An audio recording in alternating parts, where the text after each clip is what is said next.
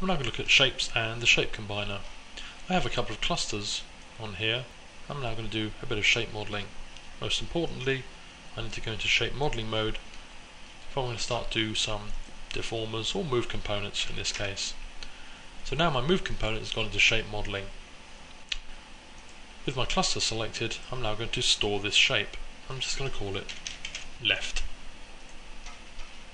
If I put this back to 0, you notice the move components have actually been added here and not taken away. That's because I haven't yet inserted the source and instantiated these onto the timeline. I can always delete those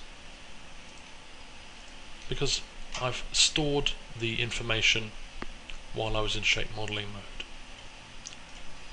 If I go and add this, store that shape, call it back, I'm now ready to instantiate them.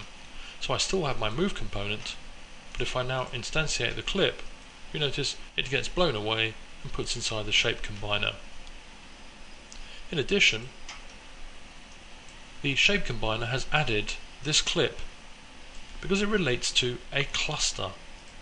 Anytime animation is done, if it's done on a cluster, it will add 2 sliders. So if I add now the left clip, like so, that now is added to the shape combiner.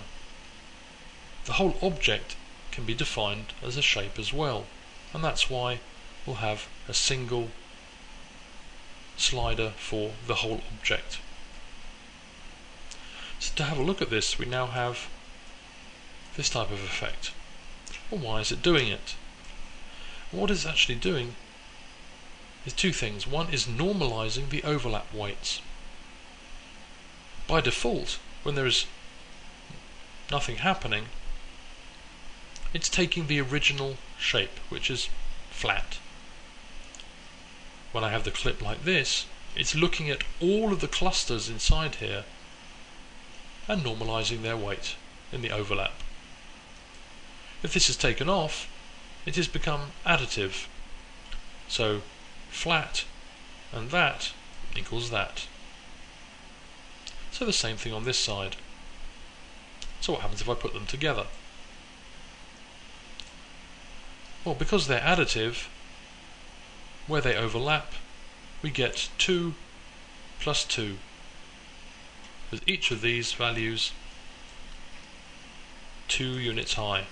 So 2 plus 2 equals the 4. So perhaps in this case, there we go, we can normalize the weights when they overlap. Normalize overlap weights. Normalizing the cluster weights is going to take the values and divide them. There we go, so they're now down to 1 inside here.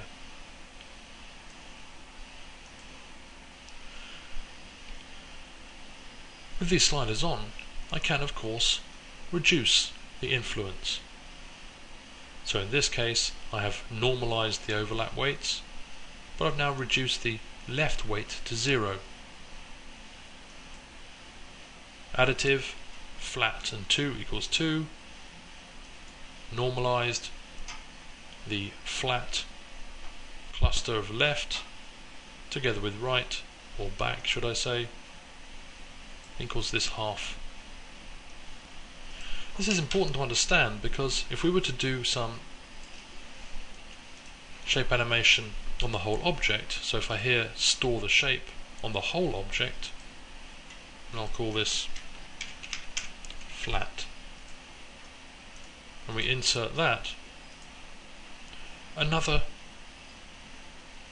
couple of sliders get added because the whole object is in fact defined as a cluster, just as these are.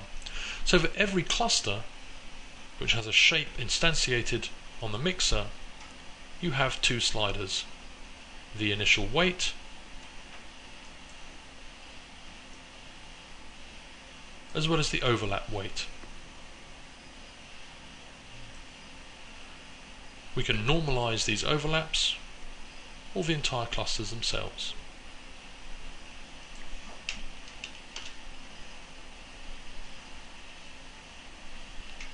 So now the overlap weights are considering all of these clusters. So the shape weight itself has no influence, but the overlap weight certainly does.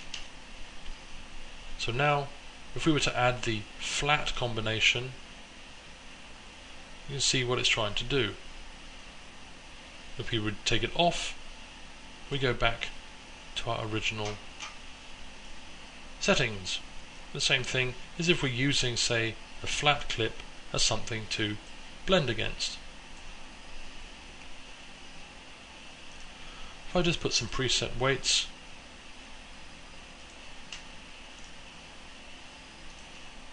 just a Gaussian in out here. Oops, I did it the wrong way around. We can have a look now and see that over time they're going from one state to the other.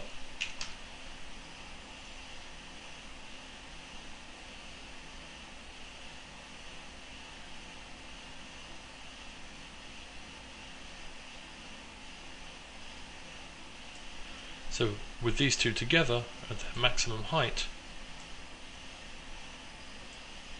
they are still being normalized. So we might need to keyframe over time the overlap weight. The majority of the times, shape animation will be done on the whole object. When isolating clusters, it is important to understand not only the overlap weights, but the contribution that these sliders make, so that these can be keyframed over time to allow for this type of normalized effect.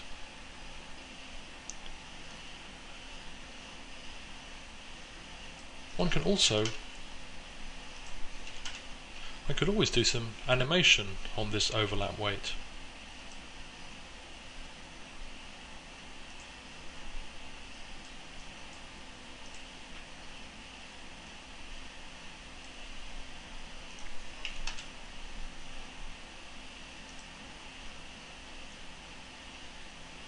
And change that over time. Using the mixer, I could actually store that as a mark parameter and just call it overlap. And inside here, I could even use that to control the influence over time. So where I want the overlap, see, and down again.